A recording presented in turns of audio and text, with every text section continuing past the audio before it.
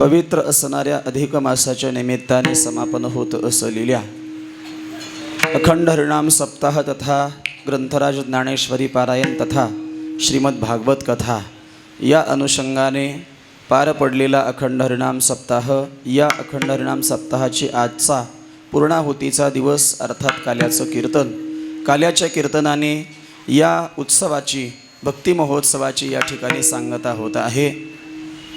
अखिल कोटी ब्रह्मांड नायक, सकल जगताधार, विश्वाधार, रुक्मिणी संजीवन भगवान श्री विठुरायाच्या या परम पवित्र दरबारामध्ये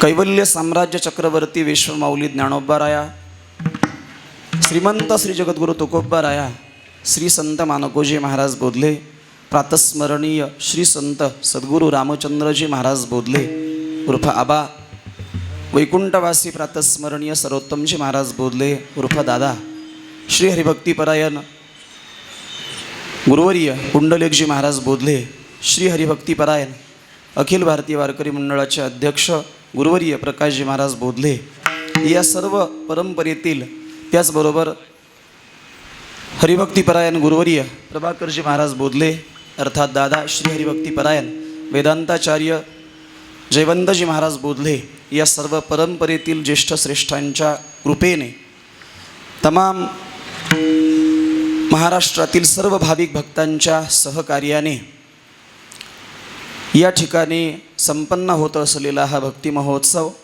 या भक्ती महोत्सवाच्या अनुषंगाने आजच्या काल्याच्या प्रसंगासाठी निवडलेला अभंग कालापूर प्रकरणातील असून बहुतेकांच्या कानपाठातला, बहुतेकांच्या अपरिचित असणारा असा अभंग सेवेसाठी निवडलेला आहे.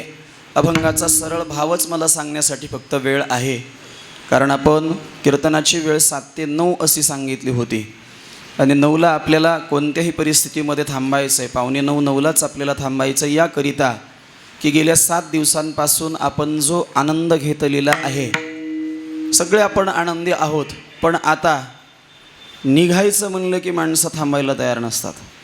आता काला कधी एकदा घेतो, कधी एकदा पिशवी उचलतो. पुढची सगळी नियोजनं लागलेली आहेत, किती वाजता ST आहे, किती वाजता निघायचं आहे. आमच्या परतूर तालुक्यातल्या सगळ्या लोकांनी STसुद्धा बुक केलेली आहे, तेव्हा निघण्याची घाई प्रत्येकाला आहे. तसं पाहिलं तर जावंही वाटतं आहे आणि तसं पाहिलं तर खरं आहे ना, एक मन म्हणतंय चल बाबा चल घराकडं चल.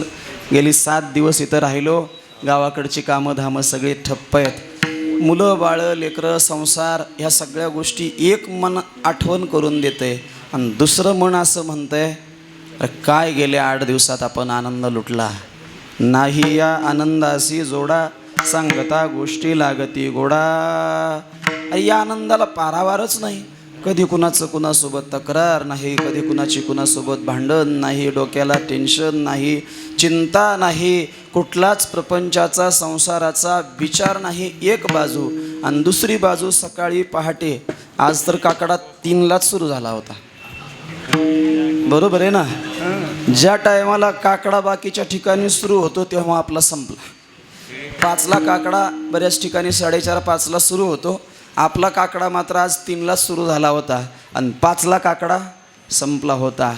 खरं म्हणजे मनातील जी भावना, ज्या भावनेसाठी आपण हा सप्ताह केला, पहिली आणि प्रांजळ भावना ही आहे की मला माझ्या वारकऱ्यांची सेवा घडावी. पहिली भावना ही होती की काही ना काही या अनुषंगाने जी वारकरी मंडळी या महोत्सवाला उपस्थित राहतील त्यांची आपल्याला सेवा घडावी. या महाराष्ट्रामध्ये, महाराष्ट्र हा श्रद्धेचा प्रांत आहे, महाराष्ट्र हा निष्ठेचा प्रांत आहे, महाराष्ट्र हा साधू संतांचा प्रांत आहे, विचारांचा प्रांत आहे. संत विचारांवर, सद्गुणांवर आणि सद्विचारांवर प्रचंड प्रेम करणारी माणसं या महाराष्ट्रामध्ये आहेत, ज्यांनी आपल्या जीवनाचा कितीतरी काळ समाजासाठी, संप्रदायासाठी, संतांसाठी, ग्रंथांसाठी खर्च केलेला आहे. अशा सगळ्यांची आपल्याला सेवा घडावी.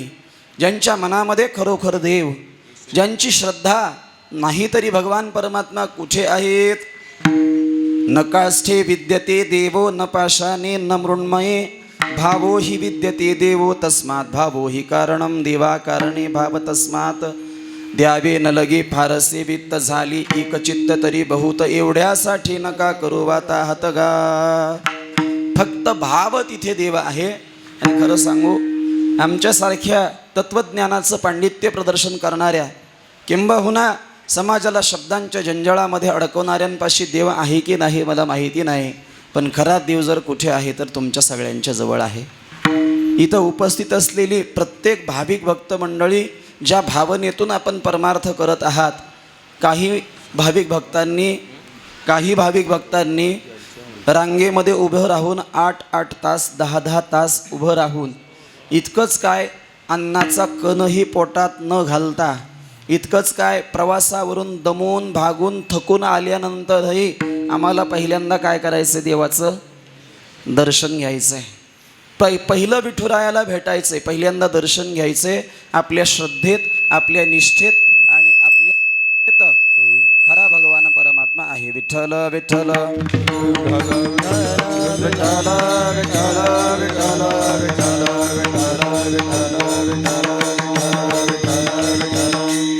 या निमित्ताने सेवेसाठी उपस्थित असणारी बरीच महाराज मंडळी सेवेसाठी उपस्थित आहे. माझे गुरुवर्य श्री हरिभक्तीपरायण पुंडलिकजी महाराज बोधले उर्फ दादा या ठिकाणी उपस्थित आहेत. श्री माऊली महाराज बीड हेही या ठिकाणी उपस्थित आहेत. श्री हरिभक्तीपरायण जंगले महाराज शास्त्री, श्री हरिभक्तीपरायण शिवदासजी महाराज जंगले शास्त्री मोटेवाडीकर या ठिकाणी श्री महाराजही उपस्थित आहेत. रात्रीच त्यांचं आगमन झालेलं आहे. त्याचबरोबर माईकवरती श्री हरिभक्तीपरायण जे निवृत्ती महाराज शिंदे अंगलगावकर, श्री हरिभक्तीपरायण महादेव महाराज धामणगावकर, श्री हरिभक्तीपरायण रंजन महाराज खानापूरकर, आत्ताच उपस्थित झालेले आमचे आळंदी पंढरीचे महिना वारकरी श्री हरिभक्तीपरायण लोखंडे महाराज हेही या ठिकाणी उपस्थित आहेत. संप्रदायावर नितांत प्रेम करणारी सर्व भाविक भक्त मंडळी, ज्यामध्ये ज्या वारकऱ्यांनी 7 दिवस या ठिकाणी भजनाची काकड्याची सेवा केली, असे सर्व काकडा करणारे, हरिपाठ करणारे सर्व वारकरी मंडळी, मृदंगाचे सुंदर साथ करणारे श्री हरिभक्तीपरायण सुदर्शनजी महाराज, आमचे ग्रामस्थ मंडळी आमला, ग्रामस्थ मंडळी शिवणे, ग्रामस्थ मंडळी ईट, ग्रामस्थ मंडळ अंगलगाव, जाम, पारवा या ठिकाणावरून आलेली आमचे साकतकर मंडळी श्री हरिभक्तीपरायण हुके बप्पा पाचंगरी, त्याचबरोबर रुई धारूर अशी अनेक ठिकाणावरून, डिकसळ आहे की नाही, त्याचबरोबर अनेक ठिकाणावरून आलेली आहेत. सगळ्यांच्या गावांची नावं आठवतीलच असं नाही, उल्लेख प्रत्येकाचा होईल असं नाही, परंतु प्रत्येकाबद्दल माझ्या मनामध्ये नितांत आदर आणि श्रद्धा. ज्या प्रत्येकाने या ठिकाणी आपला अमूल्य वेळ दिला, भगवान परमात्म्याची सेवा केली, या प्रत्येकाच्याबद्दल माझ्या मनामध्ये नितांत आदर आणि श्रद्धा. आपल्या प्रत्येकाच्या चरणी डोकं ठेवतो आणि डोकं टेकून अभंगाचा थोडासा भाव 15-20 मिनिटांचं चिंतन आपल्याला करायचं आहे.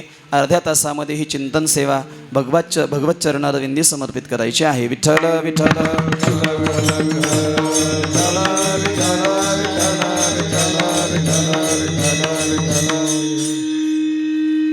मनुष्य जीवन एरवी सगळ्याच गोष्टींनी युक्त आहे असं नाही. मुळात जीव ज्या अनुषंगाने जन्माला आला, पंचतत्वाचा एकत्र केलेला मेळ म्हणजे जीव आहे.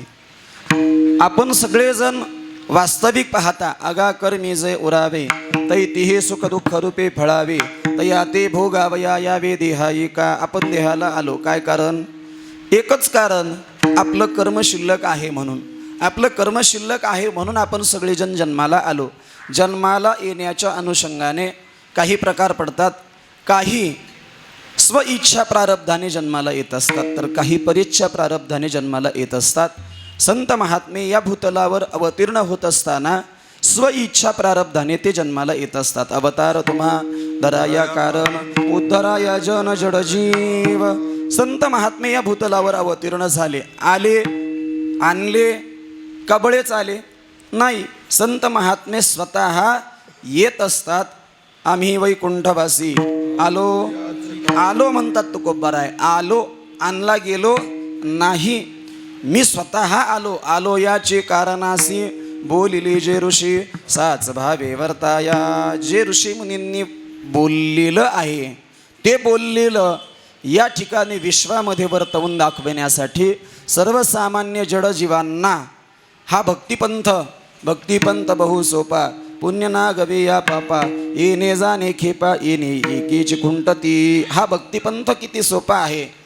आयुष्यामध्ये मनुष्य जीवन मिळालेला प्रत्येकजण कुठपर्यंत जाऊ शकतो नव्हे या शरीराची जर आसक्ती सोडली. काय आहे, जन्माला येणारा जीव असू द्या, संत असू द्या, महात्मे असू द्या की कुणीही असू द्या, 4 प्रकार शास्त्र पाडतं. पामर, विषयी, जिज्ञासू आणि मुक्त. या 4 प्रकारांमध्ये कधी कोणाला देहाविषयी आसक्ती निर्माण होईल सांगता येत नाही. प्रसंग असा, एक राजा शिकारीच्या निमित्ताने वनामध्ये गेलेला आहे. शिकारीच्या निमित्ताने वनामध्ये गेल्यानंतर तिथे काय सगळ्या गोष्टींचा म्हणजे प्रतिकूलताच असणार आहे, अनुकूलता नसेल. सगळ्या गोष्टी चांगल्या नसतात जंगलामध्ये गेल्यानंतर. कधी वाघ, सिंह काय घडेल काही सांगता येत नाही. राजा शिकारीसाठी वनात गेला, पण प्रसंग असा नेमकं शिकार मिळाली नाही. आणि वनात भटकत आत जो गेला तो त्याला बाहेर यायचा काही मार्ग सापडेना. संध्याकाळची वेळ झाली, अंधार पडलेला आहे. अंधार पडलेला असताना आता काय करावं, कुठं थांबावं, उघड्या रानात थांबावं, मुक्काम कुठे करावा काही समजेना. एक झोपडी दिसली, त्या झोपडीकडे वळला. झोपडीत गेल्यानंतर, झोपडीजवळ गेल्यानंतर एक म्हातारी बिचारी दिसल्यानंतर म्हातारीला विचारलं, मी असा वाट चुकलेलो आहे, वनामध्ये शिकारी करता आलो होतो, पण आता रात्र झालेली आहे, अंधार पडलेला आहे, थांबण्याची इच्छा आहे, मी मुक्काम करू शकतो का? आजी म्हणाली, तुम्हाला इथं थांबता येणार नाही. पण राजासमोर पर्याय नव्हता. राजा बळत झोपडीमध्ये घुसला.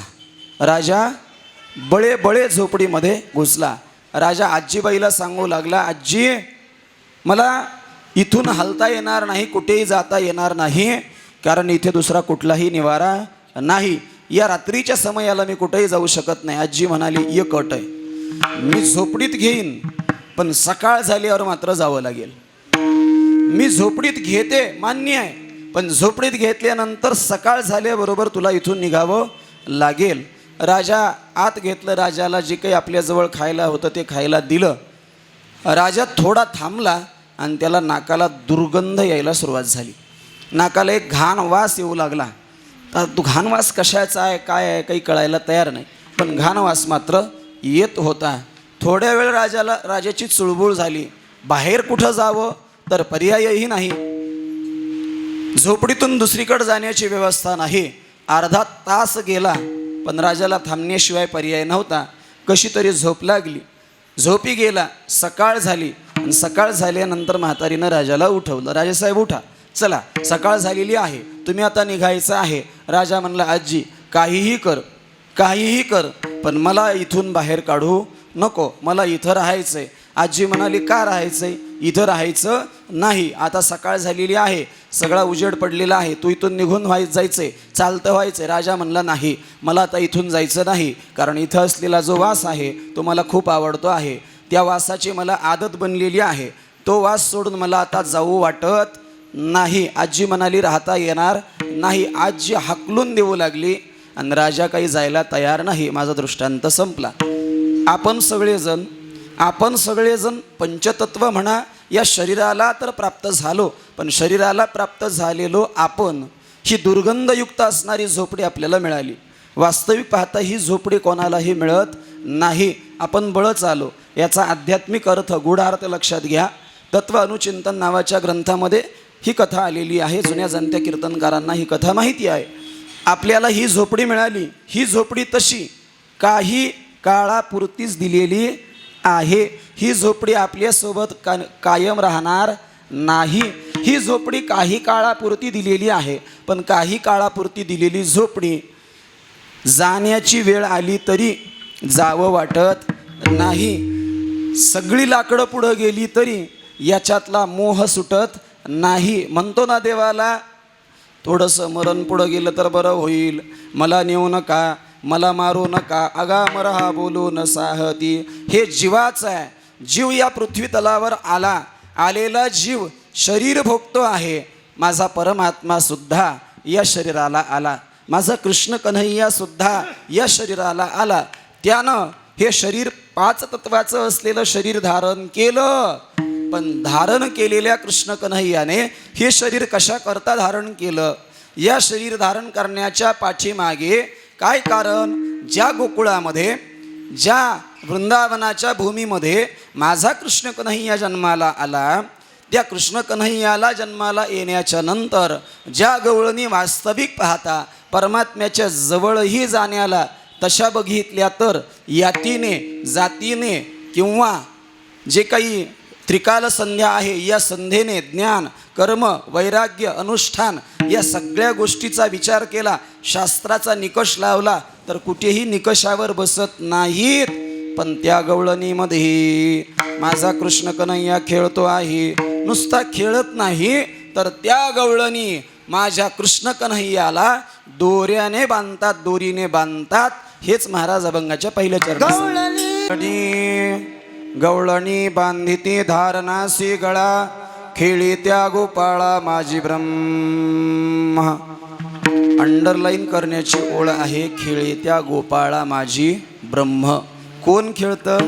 ब्रह्म गोपाळा माझी खेळतं. हे महत्त्वाचं. आदरणीय श्रद्धेय तनपुरे बाबा या ठिकाणी उपस्थित आहेत. आदरणीय श्रद्धेय अरुण मामा या ठिकाणी उपस्थित आहेत. आपण ब्रह्माची लक्षणं आणि ब्रह्म या शब्दाचे सूक्ष्मत्वात तद्विज्ञेयम दूरस्थम चांतिके च तत्. विचार केला तर ब्रह्म सूक्ष्मात सूक्ष्म आहे. विचार करू गेलो तर ब्रह्म अतिसूक्ष्मात सूक्ष्म आहे असं पाहता येत नाही. जी गोष्ट पाहायची असते ती सावयव असावी लागते. तत्वज्ञान काय सांगतं? 2 प्रकारचे पदार्थ आहेत, एक सावयव आणि 2 निरवयव. सावयव असणारी गोष्ट नजरेला पाहण्यायोग्य असते. जे सावयव आहे अर्थात अवयववान आहे, जे अवयववान आहे, ज्याला रंग आहे, ज्याला रूप आहे, ज्याला अवयव आहेत ते नजरेला दिसत असतं. पण ते नजरेला दिसत नाही ज्याला रूप नाही, ज्याला अवयव नाहीत. ब्रह्माला अवयव नाहीत. ब्रह्म निरवयव आहे, ब्रह्म सूक्ष्म आहे, ब्रह्म अजर आहे, ब्रह्म अमर आहे, ब्रह्म अमरत्य आहे. असं असलेलं ब्रह्म. मला एक सांगा, आपण ज्या सभामंडपामध्ये बसलो, हा सभामंडप ही वास्तू श्री कालिका माता मंदिर देवस्थान ट्रस्टची. या वास्तूमध्ये बसल्यानंतर आपण गेले 7-8 दिवसांपासून आपल्या या लाईट्स आहेत ना चालू आहेत कंटिन्यू बऱ्यापैकी, बरोबर. आपले पंखे तर मला वाटतं बंदच नाहीत, बरोबर आहे ना. खालचे पण आणि वरचे पण. कुणीतरी ठराविक व्यक्तीने बटन बंद केलं तर बंद आहे, नाहीतर चालूच आहे. पुजारी दादांचं तरीसुद्धा लक्ष असतं, ते सारखे बटन चालू असेल बंद करणं. मला वाटतं तिकडच्या आपल्या शौचालयाकडच्या लाईट्स तर दिवस रात्र चालूच आहेत. कुठल्या कुठल्या लाईट्स दिवस रात्र चालूच आहेत. सांगू, आपल्याला त्याचं लाईट बिल आपल्याला भरायचं आहे, त्यांना नाही भरायचं. या 8 दिवसाचं लाईट बिल कोणाला भरायचं आहे? आपल्याला भरायचं आहे. मी हे का सांगितलं? ही जी वीज आहे, वीज पाहू गेलात, शोधू गेलात, दाखवा बघू. मला वीज दाखवा आणि 100 रुपये मिळवा. वीज दाखवता येईल काय? या वायर्समधून इलेक्ट्रिक करंट पास होतोय, पण याच्यात दिसतोय का?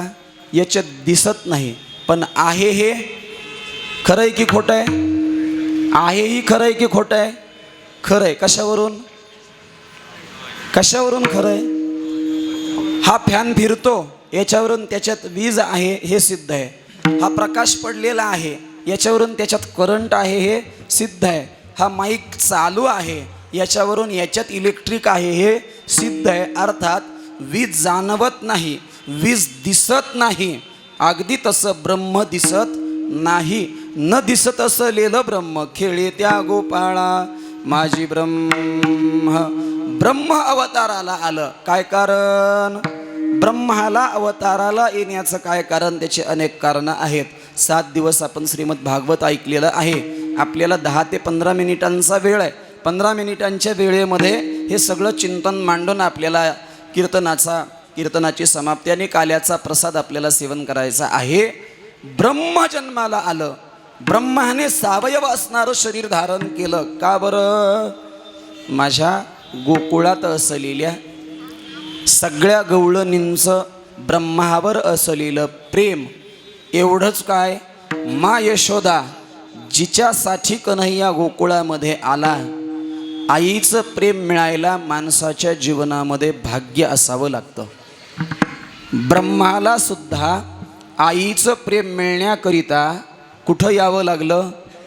पृथ्वी तलावर जन्म घ्यावा लागला. ब्रह्मालाही मातेचं प्रेम मिळत नाही. माझ्या कन्हैयाला ब्रह्माला परमात्म्याला ते प्रेम मिळावं म्हणून माझा कन्हैया खेळी त्या गोपाळा माझी ब्रह्म. आणि त्यांची उंची किती हो? गवळणींनी त्याला गळ्याला धरला, गळ्याला धरून दोरीने बांधला. गवळणी बांधी ती धारणासी गळा. त्याला बांधण्यापर्यंत वास्तविक पाहता त्याला बांधता येत, ब्रह्माला बांधता येत नाही. गवळणींनी ब्रह्माला धरलं आणि बांधलं. आणि पंढरपूर क्षेत्रात आहोत म्हणून आणखीन एक नरीचा चोर गळा बांधुनिया दूर. ही दोरी, आपण ज्या दोरीचा विचार करत आहात ती दोरी नाही आहे.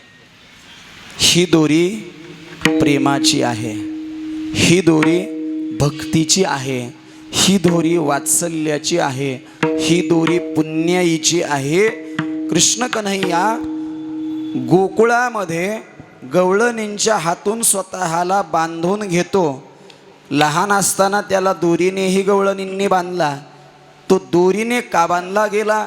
वरवर दिसणारी दोरी, त्या दोरीने कन्हैया बांधला गेला. त्याचं मूळ कारण आहे गवळणींच्या जवळ असलेलं माझ्या कृष्ण कन्हैयाविषयी उत्कट प्रेम. किती प्रेम! गवळणींना असं वाटायचं, नारद भक्ती सूत्रामध्ये श्री नारदजी भक्तीचं लक्षण सांगत असताना, भक्तीची मीमांसा करत असताना भक्ती कशी आहे हे सांगितलं, भक्तीच्या व्याख्या सांगितल्या. पण उदाहरण देत असताना ती भक्ती कोणासारखी असावी असा जेव्हा विषय निघाला तेव्हा नारदजी यथा व्रजगोपिकाना, ती भक्ती व्रजमधल्या वृंदावनातल्या गोपिकांसारखी असावी. त्यांनी कन्हैयावर किती प्रेम केलं हो. ही पापणी आहे ना, या पापणीमुळे आपले डोळे बंद होतात. या पापणीमुळे जगताचं दर्शन थांबतं. जग पाहायचं आपण केव्हा थांबतो? हे जगत दिसत नाही. डोळे बंद केल्यानंतर गवळणी पापण्यांना शिव्या द्यायच्या.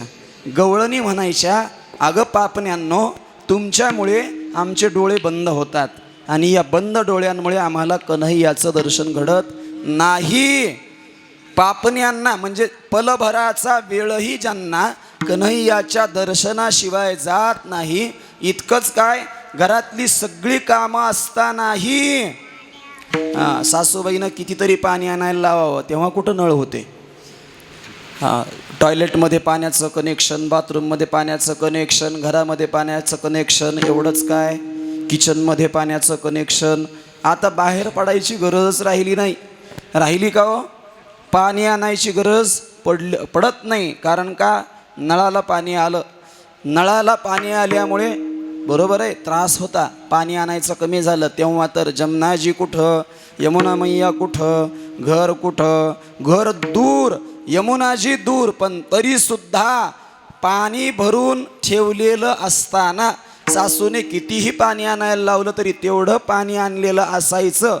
पण यमुनेला जात असताना नंदबाबाचा वाडा लागायचा, वाड्यासमोरून जावं लागायचं. वाड्यासमोरून जाता जाता कन्हैयाचं दर्शन व्हायचं. गवळणी काय करायच्या?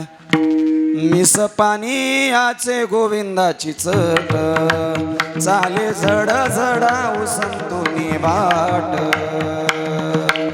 काय असायचं? निमित्त काढायचं पाण्याचं. पाण्याचं निमित्त काढून कसं काढायचं? भरलेला घट, भरलेला माठ, भरलेलं पाणी ओतून द्यायचं आणि ओतून देऊन पुन्हा पाणी आणायला जायचं. का बरं? माझ्या कन्हैयाचं दर्शन व्हावं, माझ्या कन्हैयाला भेटता यावं. सुखिया मालीन नावाची एक माळीन होती हो. माळी नसल्यामुळे तिला आत्तापर्यंत कन्हैयाच्या वाड्यामध्ये कृष्णाचं दर्शन घेता आलं नव्हतं. जेव्हा कळलं अरे त्याचं दर्शन घेतलं ना, मन इतकं गुंग होतं, मग्न होतं. सगळ्या गवळणी सांगायच्या सुखिया तुझे दर्शन तो होना कान्हा का, कान्हा का दर्शन होना चाहिए. हमने कान्हा को देख लिया, कैसा दिखता है रे. कान्हा असा दिसतो, कान्हाचं वर्णन करू शकत नाही आपण. मन वाचा तीत तुझे हे स्वरूप, मनोनिया माप भक्ती केले. मनाच्या वाचेच्या पलीकडे असणारं तुझं रूप आहे, त्या रूपाचं आम्ही वर्णन करू शकत नाही, पण तुला तो पाहायला मिळाला पाहिजे. सुखिया मालीन सांगू, आयुष्यामध्ये तप करा, तपाने माणसाची पत निर्माण होते. तप आणि पत हे दोन शब्द एकमेकांच्या उलटे आहेत. तप शब्द उलटा केला तर शब्द तयार होतो पत. जेव्हा मनुष्य तप करतो, जेव्हा आपण सेवा करतो, तेव्हा कुठेतरी भगवान परमात्म्याच्या दरबारामध्ये आपली पत निर्माण होत असते. सुखिया मालीन दररोज कन्हैयाच्या नंदबाबाच्या वाड्याला 108 प्रदक्षिणा घालते. किती? 108 प्रदक्षिणा. किती दिवस?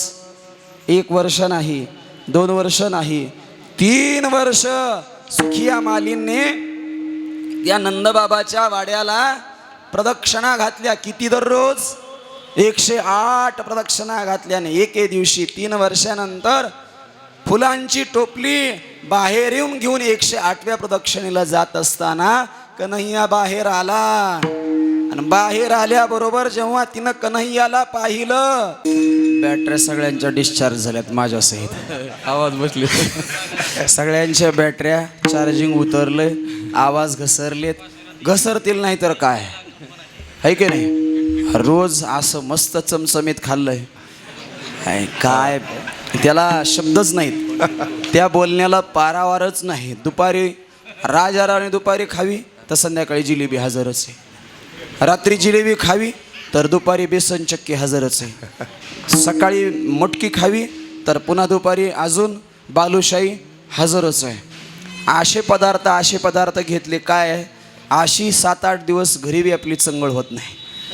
अहो जिथे आहे मंगल, जिथे आहे भगवान परमात्मा, तिथे चंगळ झाल्याशिवाय राहणार नाही. तिथे काय आनंदाला कमी आहे, कशालाच कमी नाही, भोजनाला कमी नाही आणि भजनाला सुद्धा कमी नाही. सकाळच्या काकड्यापासून संध्याकाळच्या 10-10:30-9च्या कीर्तनापर्यंत सगळा आनंदी आनंद. त्यामुळं घशी बसली, बोलणं बंद झालं, नाही तर आमच्या निवृत्ती महाराजाचा, वकील साहेबाचा आवाज षडजापर्यंत जातो.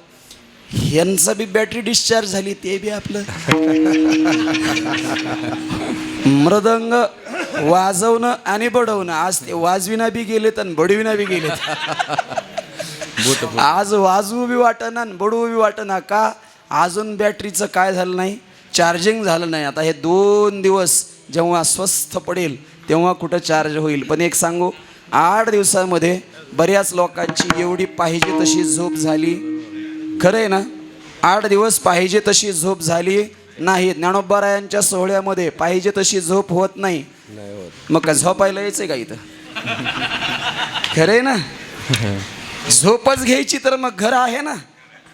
झोपायचंच असेल तर घर आहेच. पण सांगू का, आपली पुरेशी झोप झालेली नसताना आपण उमललेल्या कमळाच्या फुलासारखे फ्रेश आहात. याचं कारण काय माहिती आहे का? आपल्या प्रत्येकाच्या मुळाशी असलेला भगवान श्री विठुरायाच्या नामचिंतनाचा झरा, भगवान श्री विठुरायाच्या भक्तीचा झरा. म्हणून हे शरीर, नाहीतर माणूस 2 दिवसाची झोप नसेल तर आजारी पडल्याशिवाय राहत नाही. इथं आपण आजारी पडलो नाही, कुणाला कोणती गोळी घ्यावी लागली नाही, काही नाही. किती वाजता उठत होते की त्यांच्या जीवाला माहिती. रातचं 1ला बी उठायचे, 2ला बी उठायचे. कुठं? गंगेला स्नानाला. का? 3ला दर्शनाला लागायचे आणि 7च्या पारायणाला तर परत यायचे. काही माणसांनी किती वेळा दर्शनं घेतले माहीत नाही, माता भगिनींनी किती वेळा दर्शनं घेतले माहीत नाही.